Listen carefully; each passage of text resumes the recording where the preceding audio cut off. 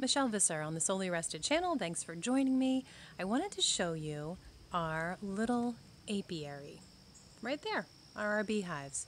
I love that they are down from the house. I can sit in my office, look out the window, and watch the bees happily making delicious honey. So I'm going to bring you into the porch, and we are going to talk about this wonderful all-natural sweetener. Now, just in case you're getting confused and you think, wait, is this Michelle? Am I at the right place? Yes, I have just written a book, Sweet Maple, all about backyard sugar making from tap to table, all about my favorite all-natural sweetener of all, maple syrup. But we have bees, and I love honey. Actually, any all-natural sugar is pretty daggone good in my book. So I thought I would tell you a few things about honey. First of all, this is a jar that you can see we've almost finished of our honey that we collected last year. This is sunflower honey because primarily the blooms that our bees enjoy are our many sunflowers. But here's the only, well, first of all, why should you eat raw honey locally? If you can, oh, this smells so good. If you can, you want to always source your honey from a local beekeeper because honey has the properties of the pollen that the bees use to collect it. And it is amazing to help you with your immune system, and it is amazing to help you with any seasonal allergies and any problems that you have associated with seasonal allergies because you are eating locally sourced raw honey that was made with local pollen. So that's pretty cool. Our honey, though, as almost all honey will do, it does crystallize. See that? It's almost like cream. I love it. We don't care that it crystallizes because we store it in wide mouth mason jars. So it's super easy to just get out, get out some honey whenever we want it for our tea or for baking or whatever. Sorry.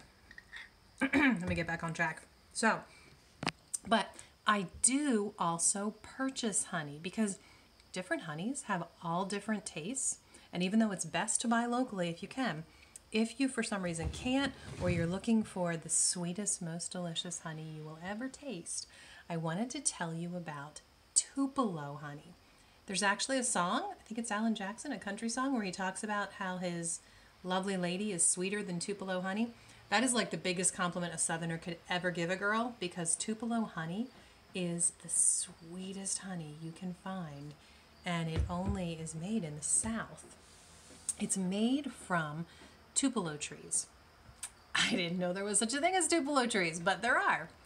So that's another reason I love this honey because, I love maple syrup because it's sugar that comes directly from our sugar bush, from trees.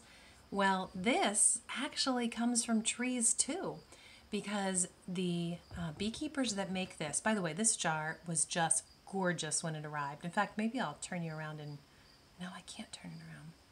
I was going to say, maybe I have a picture somewhere on my computer that I could show you. It's just a gorgeous 5-pound jar of Tupelo honey when it arrives. You can see that I need to get some more. But the beekeepers that make this, they are the sweetest people ever. I love calling them and placing an order because I get to talk to Deanna with her sweet Southern accent, and her husband, Bradley, is the primary beekeeper. But they're just a fabulous, small, family-run business that I wanted to make sure you knew about because if you are looking for the sweetest, most delicious honey ever, you want to meet Bradley and Deanna, and I'll leave a link in the comments to how you can reach out to them and order some of their honey. They don't only make Tupelo, they make other honey too, but I found them because of their Tupelo honey. To describe it, it kind of has a buttery undertone, and it just has this velvety sweetness that just kind of drags out in your mouth long after you're done the honey. There's a plane going overhead.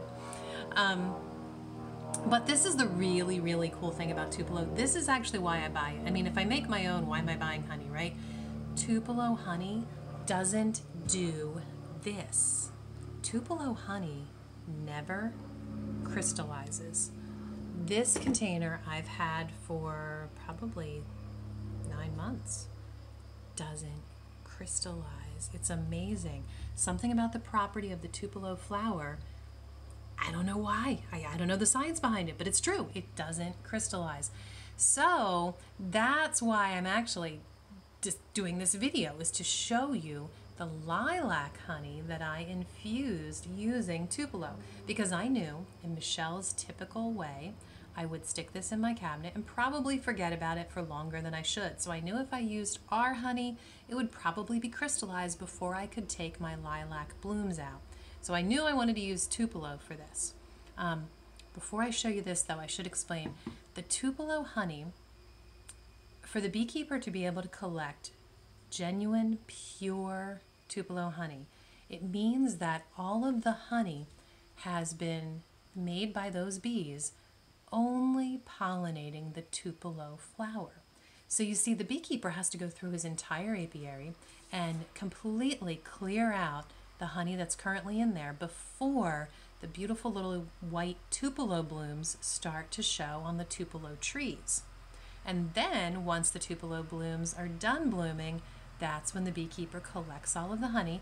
And I was talking to Deanna recently, I believe it was 99 point something percent pure when they had it. You can actually have things like that tested. They had it tested and it was over 99% pure Tupelo honey. Only those bees that made this honey only visited the Tupelo flower. Really crazy. Okay, so let me show you what I have going on here. I actually labeled the top of my jar. This was June 1st. Today is, what is the date? 25th of September? So this has sat there for much longer than I intended it to sit in my cabinet. But what I did is, back when the lilacs were blooming, I took some fresh blooms and I put them in a tea filter like these. By the way, if you use tea filters, if you use tea bags, always look for unbleached, because I realized not long ago, it took me a long time to realize this, the tea bags that I was using were bleached. And then I was taking them and soaking them in my hot tea, and I was getting bleach in my drink. No thank you. So get some unbleached open tea filters like this, fill them with the lilac bloom. You could also use lavender, rose. I'm sure there's lots of options you could use, but I filled mine with lilac. And then I just put it in a jar and poured some Tupelo honey over it and let it sit. So we're going to see how this tastes, because it might be too strong since I let it sit for so long. I have done this before and I've written about it. Oh my goodness, it smells so good. I'll share a link to that post, but when I wrote about this, I was just putting the blooms directly in the honey, and then when I used it, I actually had to have the blooms in my tea or whatever I was using it in, because they were all immersed in the honey. So I decided this year to try it this way. Let's see if it's a successful idea. I don't know, we'll see. So I guess if I just kind of scrape this all off, and don't want to waste any. Maybe I'll come back to it and do this a little more diligently off camera. But I think if I just carefully scrape it, I'm going to get all of the honey off, and then I'll be left with this gooey bag of lilac bloom.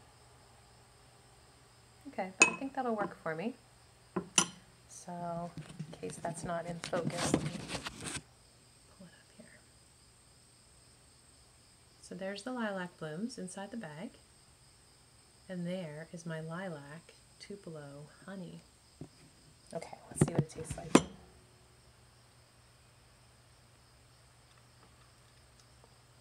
Wow, Tupelo honey is really sweet anyway, and I was wondering if I would notice the lilac, but wow, you do.